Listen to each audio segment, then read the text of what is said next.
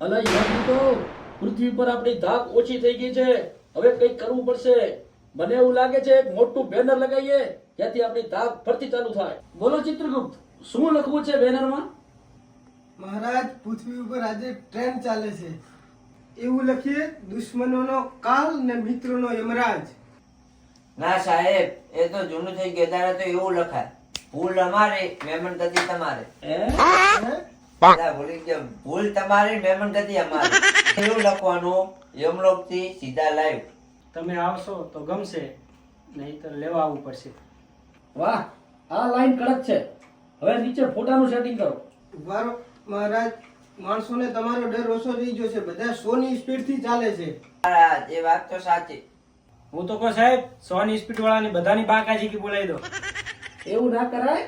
જેટલો આપણે ઓર્ડર હોય ને એટલું કામ જ કરાય.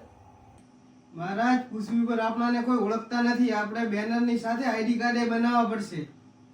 હા ચિત્રગુપ્ત, તારી વાત સાચી છે. ચલો એ આઈડી કાર્ડનો તો ઓર્ડર આપી દઈએ બેનરની સાથે સાથે. પણ હવે ફોટાનું સેટિંગ કરો. કોના કોના ફોટા મૂકવા છે? સાહેબ, તમારો ફોટો મોટો, ચિત્રગુપ્તજીનો સાઈડમાં, અને ખૂણામાં અમારા બેવના ફોટા. બરાબર છે. હવે નીચે એક લાઈન ખાસ લખજો. એપોઇન્ટમેન્ટની જરૂર નથી, અમે સામેથી મળવા આવીશું. બરાબર છે. ચિત્રગુપ્ત, તમે પૃથ્વી પર સંજુ પેન્ટર છે ને, એના ભાવ સૌથી સારા છે અને સસ્તા છે. તો એને તમે બેનરનો ઓર્ડર આપો અને આઈડી કાર્ડનો ઓર્ડર આપો, જેથી આપણને 5 રૂપિયાનો ફાયદો થઈ જાય. જી મહારાજ. પેલું લિસ્ટ લાવો. સાહેબ, આટલાની બાકાજી કી બોલાવવાની છે. ચલો પૃથ્વી પર જઈએ, એની પહેલા થોડી પાર્ટી મનાઈ લઈએ.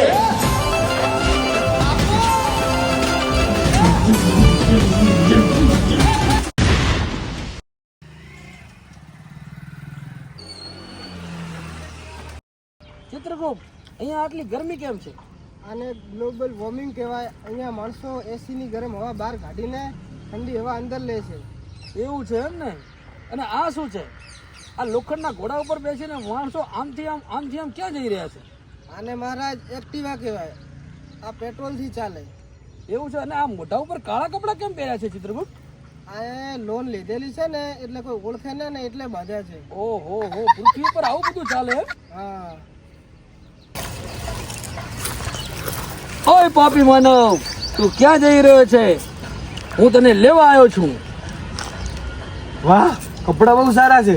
કયા નાટક મંડળીમાંથી આવો છો? અરે માનવ, તારા પાપનો ઘડાયો ભરાઈ ગયો છે. હું યમ છું, યમ.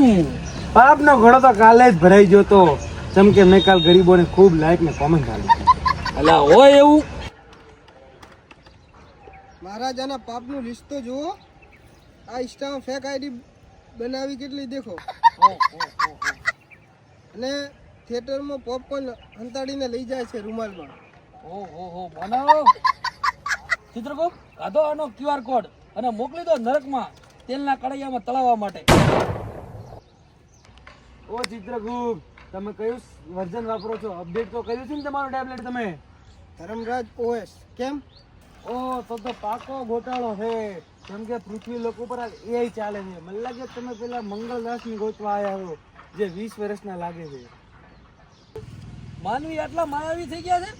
ચિત્રગુપ્ત, પેલો આપણો પાડો બોલાવો. ચાલો જલ્દી. પાડાને તો નગરપાલિકા વાળા લઈ ગયા રખડતું ઢોર સમજીને. હવે એને 50,000 ભરવા પડશે ને કોઈક સેટિંગ કરવું પડશે. સેટિંગ? આ વળી કયું શસ્ત્રનું નામ છે?